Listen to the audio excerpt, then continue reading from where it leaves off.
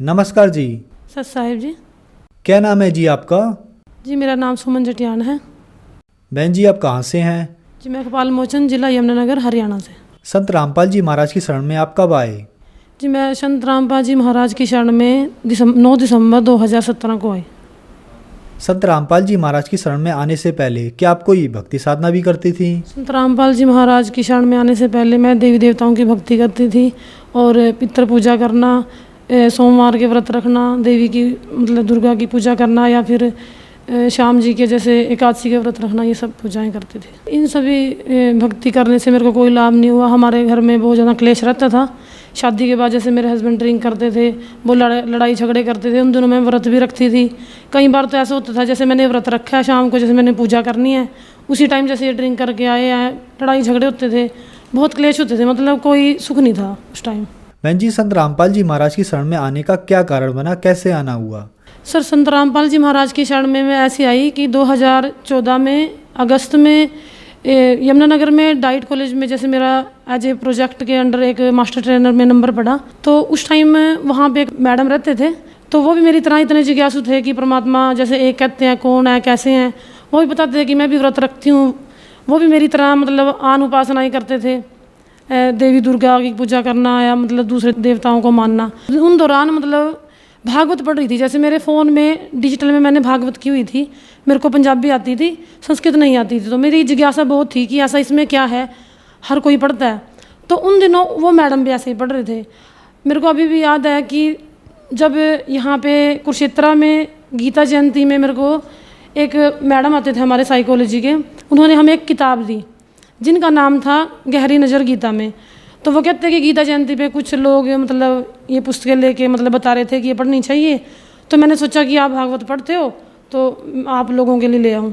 सभी ने अपने डोर में रख दी। तो मेरे को इतनी जिज्ञासा थी कि मैं फ़ोन से छोड़ के मैंने सोचा कि फ़ोन में दिक्कत पड़ती है तो मैं इसको पढूं। जब मैंने उनको पढ़ा तो मैंने उन मैडम को बताया जो मेरे साथ क्लर्क है वहाँ पे। तो वो कहते हैं मैडम नहीं ऐसे सुना मैंने इनके बारे में। मैंने कहा आप ज्ञान पढ़ो ना, पहले ये देखो कि इसमें कितने अच्छे तरीके से एक्सप्लेन किया है कि मैं जो डिजिटल में पढ़ती मेरे को समझ नहीं आती थी, अभी अच्छे से समझ आ रही है। तो ऐसे ही वो मेरे साथ समझने लगे। ऐसे ही पढ़ते पढ़ते हमारे अंदर जिज्ञासा हुई कि ये तो बहुत अच्छे संत हैं, समाज में इतना सुधार कर रहे हैं और मतलब पूर्ण तरीके से की भक्ति इन्होंने बताई है। तो मैंने उनको मैडम को कहा कि आप पता करो कि नाम दीक्षा कैसे ले सकते हैं इनसे। 1 साल ऐसे ही सर बीत चुका था। तो दूसरी जो गीता जयंती आई उस पर वो मैडम और उनके हस्बैंड वहाँ गीता जयंती पे उन भक्तों से ही उन्होंने पूछा कि नाम दीक्षा कैसे ले सकते हैं। तो हमने नाम दीक्षा के बारे में पता किया, तो हमने 9 दिसंबर 2017 को नाम दीक्षा प्राप्त की संत रामपाल जी महाराज से।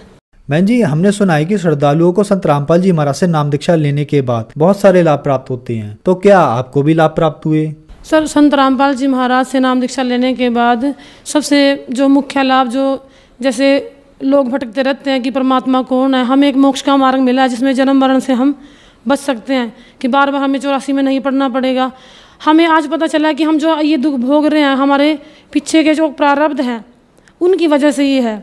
लेकिन सारे गुरु कहते हैं कि ये प्रारब्ध आपको भोगना पड़ेगा। सिर्फ संत रामपाल जी महाराज जी ये कहते हैं कि सद्भक्ति अगर आप करते हो, उस पूर्ण परमात्मा की भक्ति आप करते हो, तो आपको ये भोगने नहीं पड़ेंगे। तो सबसे मुख्य लाभ तो ये है कि मुझे मोक्ष का ये मार्ग मिला।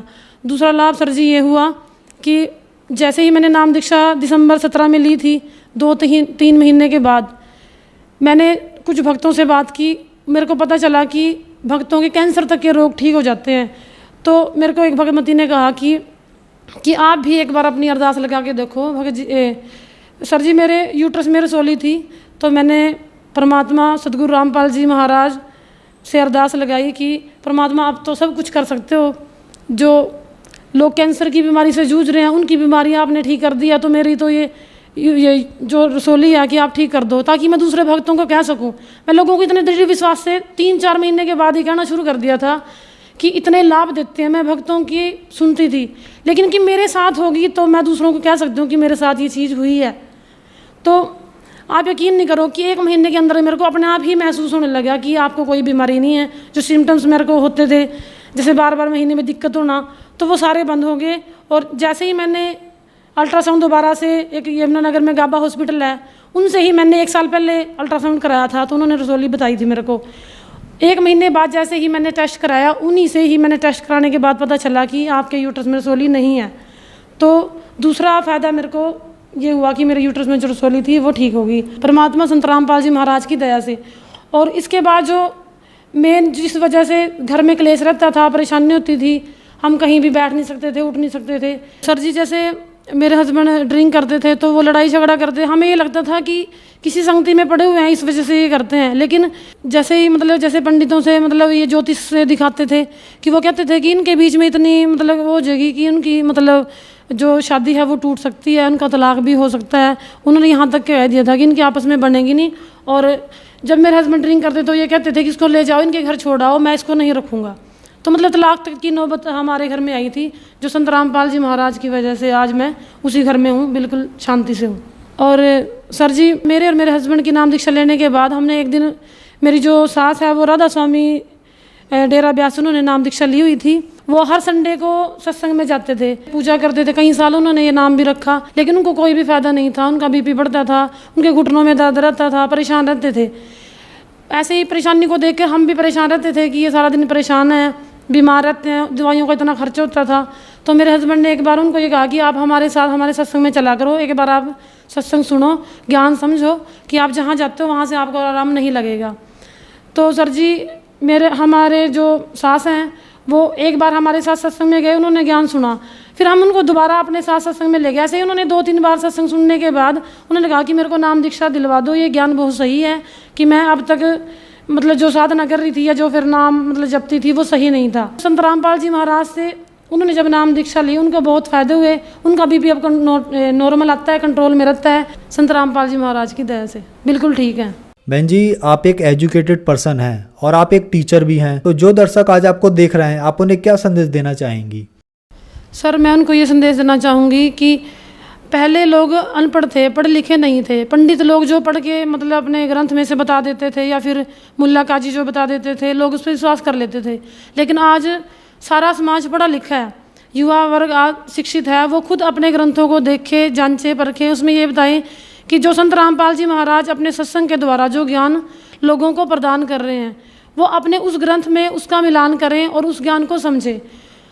आप देख रहे हैं कि हमारे जो भारत नहीं विश्व में भी काफ़ी लोग संत रामपाल जी के ज्ञान को सुनने के बाद उनके नाम को ग्रहण कर रहे हैं। डिजिटल में भी कई पुस्तक सेवाओं के ऑर्डर आते हैं कि लोग पढ़ते हैं, किताबें मंगाते हैं। किताब पढ़ने के बाद, किसी को सत्संग सुनने के बाद या फिर टीवी पर जो चैनल आते हैं वो सुनने के बाद लोग बहुत ज़्यादा जुड़ रहे हैं, जिनको आर्थिक, मानसिक और शारीरिक काफ़ी लाभ हो रहे हैं।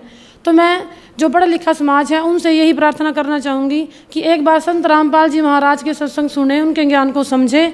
ऐसा ना हो अपना इतना कीमती जो जीवन है उसको ऐसे ही व्यर्थ कर दे। हम पढ़ लिख के इतने चालाक हो जाते हैं कि हम ये सोचते हैं कि जो ज्ञान है वो मेरे अंदर ही है, कोई दूसरा हमें समझा नहीं सकता। या फिर ये कहते हैं कि हमें तो गुरु बनाने की ज़रूरत नहीं है। जब हम पढ़ते थे हमें थोड़ा ये लगता था कि गुरु बनाना कोई ज़रूरी नहीं है, लेकिन जब इंसान पे दुख आते हैं, तकलीफ़ आती है, तो वो परमात्मा की तरफ देखता है। परमात्मा को मिलाने का काम गुरु करता है। और इस संसार में इस समय खुद कबीर साहिब परमेश्वर संत रामपाल जी महाराज के चोले में आए हुए हैं। तो आप उनसे नाम दीक्षा लें और अपना सद्भक्ति मार्ग लेकर कल्याण करवाएं। संत रामपाल जी महाराज से नाम उपदेश कैसे ले सकते हैं? संत रामपाल जी महाराज से नाम दीक्षा लेने के लिए हम साधना चैनल पे शाम को 7:30 बजे उनका सत्संग चलता है। उसके नीचे एक पीले रंग की पट्टी आती है जिसपे हर डिस्ट्रिक्ट के फ़ोन नंबर्स लिखे होते हैं। आप अपने ज़िले के हिसाब से वहाँ कॉन्टैक्ट करके नाम दीक्षा प्राप्त कर सकते हैं। धन्यवाद जी।